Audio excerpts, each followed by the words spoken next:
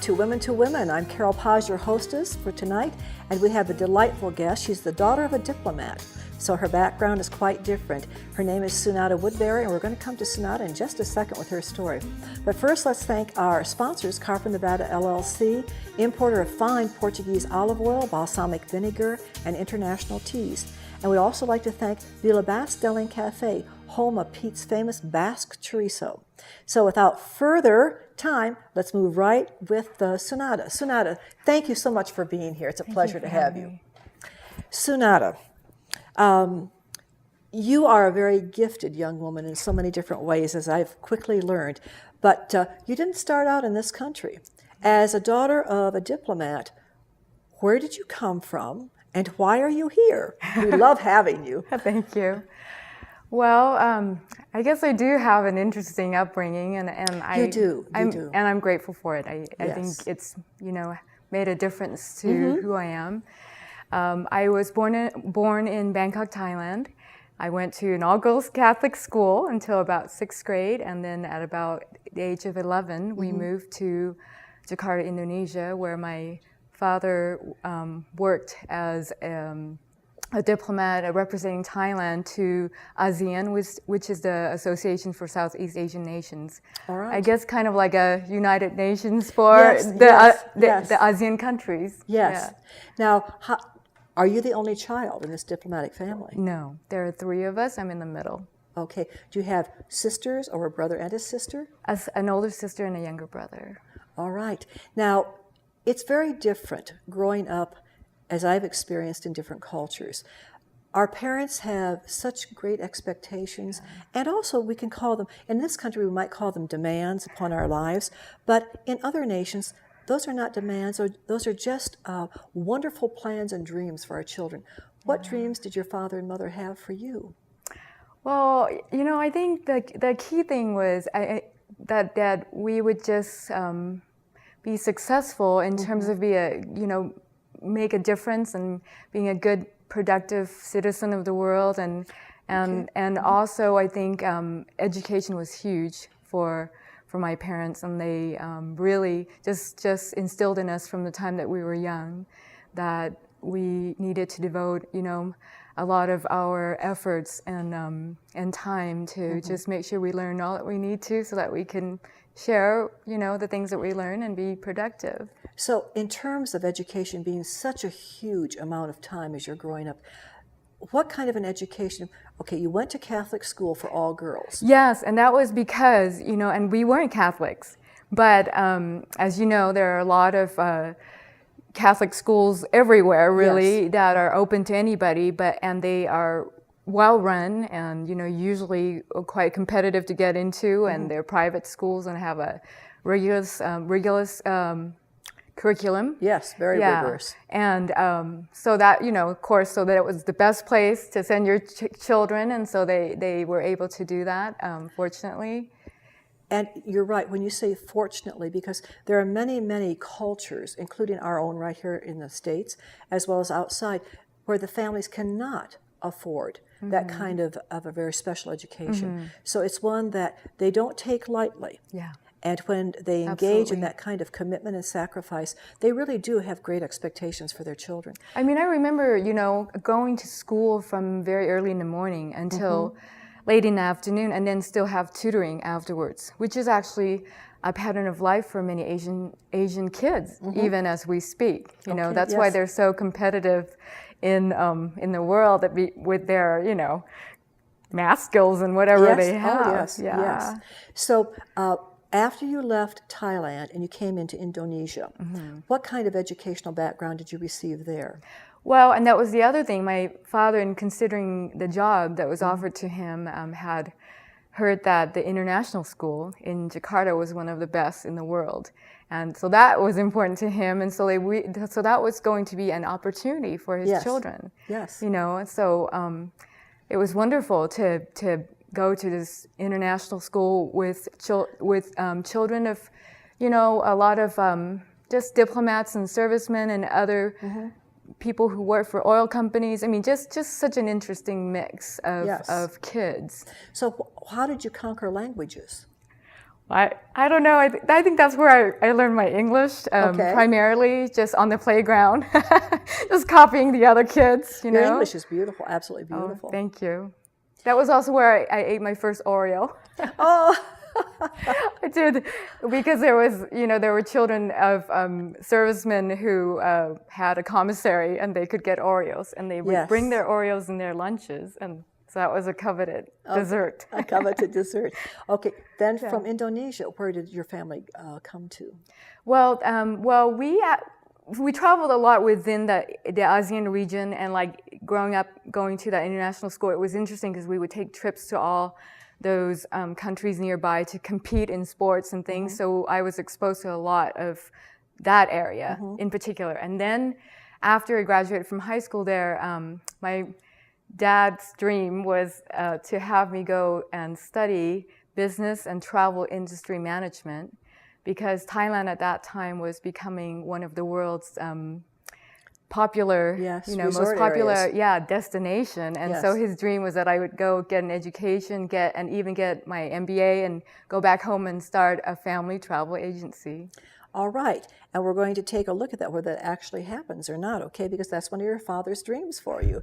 And I think solid parents are so foundational in the future of their children, because you're hearing and you're learning and you're picking up from your parents behaviors that speak loudly to you as a child. And so I'm interested in knowing, where did you finally go to a university? So, my dad, again, was a firm believer in, like, if you could provide the best education for your children, you do what you can. And so my sister, for example, went to hotel school in Switzerland, because that was, one of the best places to go for that. And so then he sent me to Hawaii, because Hawaii is one of the top tourist destinations, and there were many programs that had had an emphasis in business, but also in the travel industry management area.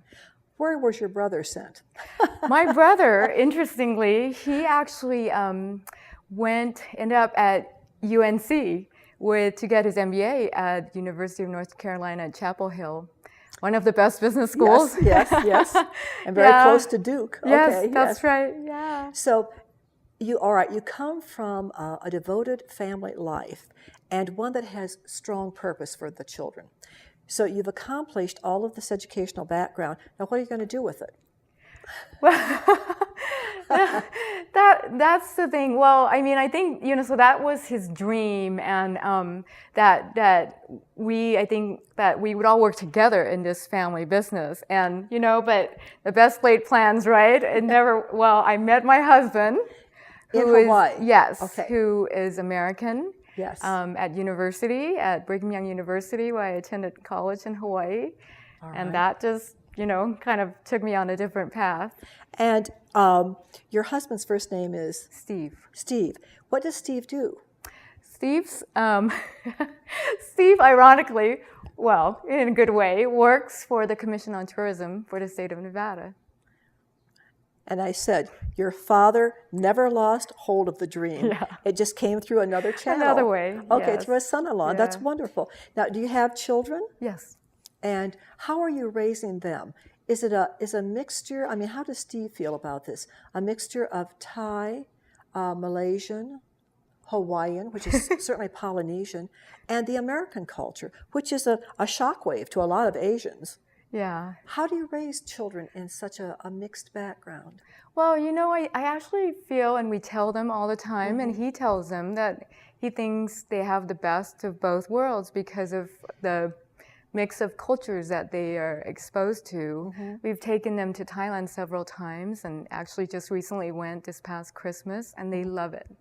They love it, and I think they're part of them very much. It's Thai, and I don't know, and they are great travelers. We've exposed them to a lot of travel, and and they're very adaptable, and I like that, Yes. you know, and very curious about other cultures, and we love all the food too. Thai food is wonderful. Yes. Yes. I mean, and even every kind of food, and that's the one thing that the United States is blessed with, you know, because it's a melting pot of cultures. We really have just the blessing that we could try and experiment and learn and, you know, just really kind of just explore. Well, you know, you have mentioned early on that it is such a blessing to be able to do these things, with your children, as a husband and wife, and as families. So it's such a rich background that you bring to our country. And I'm going to come back in the second half. I know that you are involved here in the Carson City area in terms of education, but I'd also like to be able to have you come back and say, what have you found here in the States that you would really like to transport and take back to Thailand? But what is it from Thailand that you would love to be able to introduce into this country because it has roots, it has a significant place? We are a country, we're a melting pot, and we've all contributed in so many different areas. New York is New York, but it's not San Francisco. Yeah. And San Francisco is not Lubbock, Texas, or Lubbock is not, Miami, Florida. We're so diverse, and you wonder how we've kept this all together for over 200 years. But something has to be there that's holding us together. And I'd like your insights on some of that. So we'll return in just a few minutes. Don't go away. These are the women who are making a difference in our community, from helping those in need to running your favorite local businesses. We give you their story, we show you their passion. Thursdays at 7 p.m., Channel 15 for Carson City and Gardnerville, Channel 3 in Reno, Sparks, Fernley, Fallon, and Lake Tahoe. Welcome back to the second portion of our show. We have Sunadda Woodbury with us, who originates from Thailand, but is a transplant to very many different parts of the world and eventually to the United States. So it's wonderful to have you with us, Sunadda. Thank you. Sunadda, let's kind of get into the second half. You're a very highly educated woman, fluent with English, but also fluent in moving from culture to culture. To this point in your travels, and you've taken your children back to Thailand, but you've also lived in Indonesia, you've lived in Hawaii. There's something very special about the peoples of Hawaii, I believe, that has, once you're there with them, what is it about the Polynesian people that just is so effective with us? Well, I think, the Hawaiians would call it the aloha spirit, right? Yes. I think we all are familiar with that. Just that they embrace, they embrace everybody and just make everybody welcome. And when I was going to college, like I mentioned that at Biuihoi, there was the Polynesian Cultural Center, which is a setting where the different cultures of Polynesia are on display, Yes. and visitors come and are exposed to the cultures and dancing and music and all that. It is a lovely place. I really, I cherish that experience working there as a college student. Yes. And feeling really you're just enveloped by such a feeling of love and acceptance. I think that's what it was. And I'm trying to understand. I was with my husband in Hawaii for a period of time this past year. The gentleness of the Polynesian men, women, and children is something that you don't see very often anymore. And as you say, there is a simpleness, a simplicity to their lives. They're not cluttered with many things at all. They don't expect many things. It seems to be as if their daily needs are met, it's a beautiful day, regardless if they're having to recover from some tsunamis. They had just had a tsunami when I was there before. Yes, I was just going to say, I remember seeing an interview after that tsunami, of this village that was completely destroyed. Yes. And they interviewed a man, I think the day after, who had lost his home and everything. And yet he was so grateful to be alive and to have his family intact, and just to recognize the small blessings, the true gifts of life, and And he says that as they were cleaning up, I believe they were singing, and Polynesians have beautiful voices. Oh, don't they? Yeah. And beautiful liquid movements in the dances. That there's a sense of peace in that simplicity and a gratefulness for having another opportunity to recover. They don't look back, they look ahead. Yeah. And there's such a very gentle, positive spirit with them. In contrast to our culture, where a lot of restlessness, stress, you actually feel when you leave one of the other cultures outside of the United States, such as Indonesia, but certainly in the Hawaiian Islands, you come back with a different perspective. Living here in the United States, what's been perhaps one of the most difficult adjustments to make? Wow. Oh, that's a tough. Yeah, that's a tough question.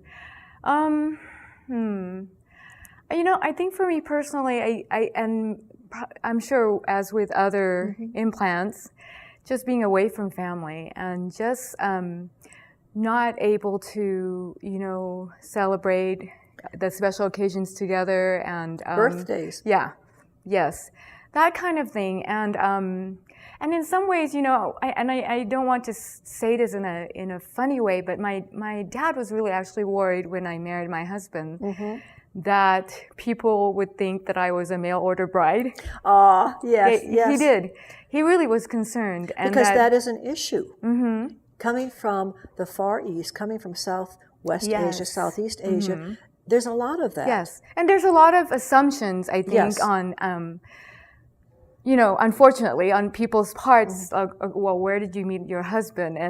Or, you know, they sometimes, I think, and it really, you know, I don't want to generalize, but I think there are people who do wonder, well, how did you end up with him? Or, you know, I mean, and I think that was my parents' biggest fears, was that I was going to be treated as a second-class citizen. Yes, yes. Which, you know, I would say it hasn't really been a problem. There have been occasionally where I had somebody ask me if I came by boat. Oh. True, it's true, Okay. and then I have to remember that then I think it's just ignorance. I think it's just, you know, really, I don't think it was intentionally hurtful, but just, you know, and in different generations too. And I think a lot of people, from the Vietnam War, seeing somebody who looks like a Vietnamese or a South Asian, like you said. And there were many marriages between the American military, and the Vietnamese women who are very beautiful. And they have come back into the States and had successful marriages, successful families, a wonderful blending, which is an educational opportunity for all of us who don't travel outside of the United States. And there are many of us who do not.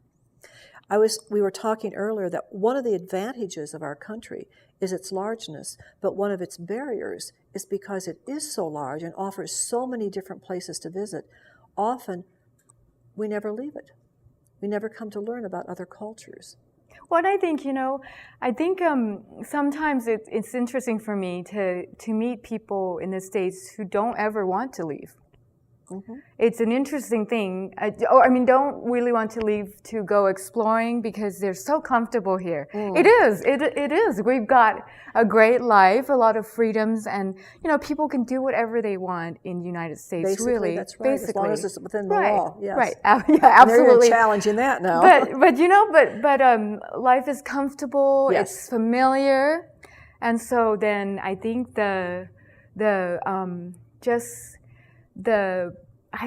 just the fear of the unknown stop a lot of people, or the inconveniences. Because, like, you know, you hear, like, okay, in Europe, the bathrooms are tiny, or, you know, or you have to use a lot of public transportation because you can't get in your car like you do here. Everybody has their own cars, and they're free to drive and go wherever.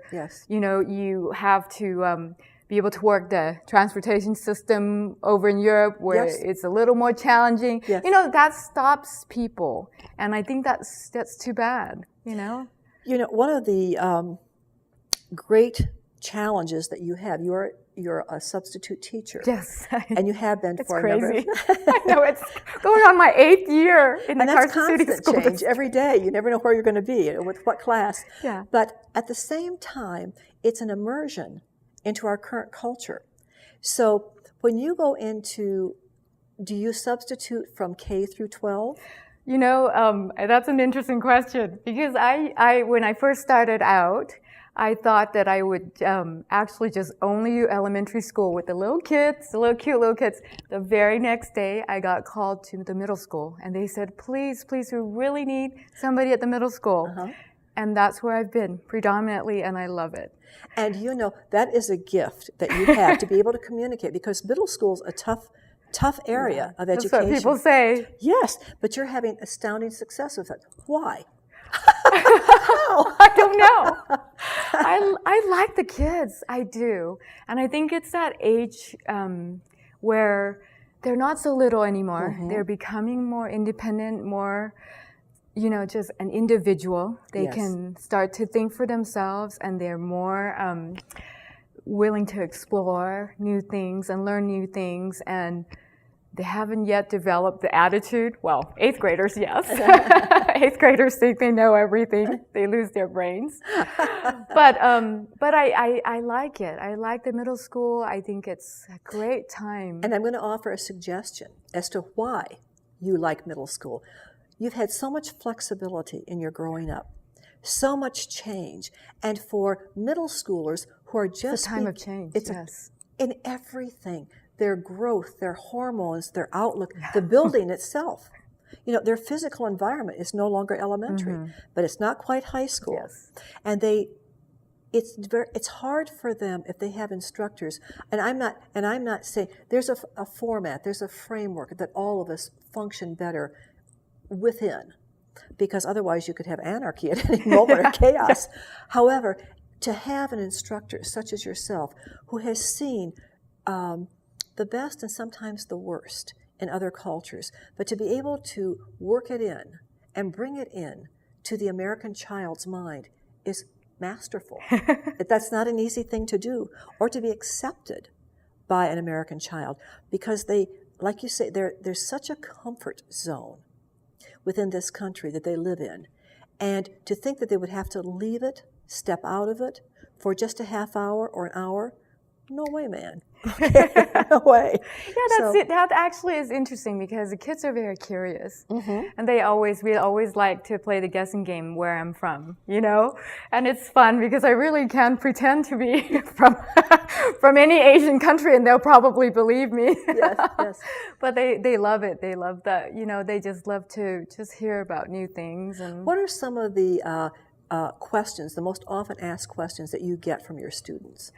Oh, well, I always just, they want to have me, you know, say something in a different language. And then I often actually kind of go back and forth with them. Do you know where Thailand is? What continent? It's very interesting to me that, you know, that they're geographically, they're not really aware of where the rest of the world, I guess. Not until they take geography, world geography, I guess. But they're just so curious. And then they'll ask, you know, so what do the kids wear? I tell them about uniforms. We are huge uniform. Everybody's in uniform. And they would, you know, kind of challenge me, you know.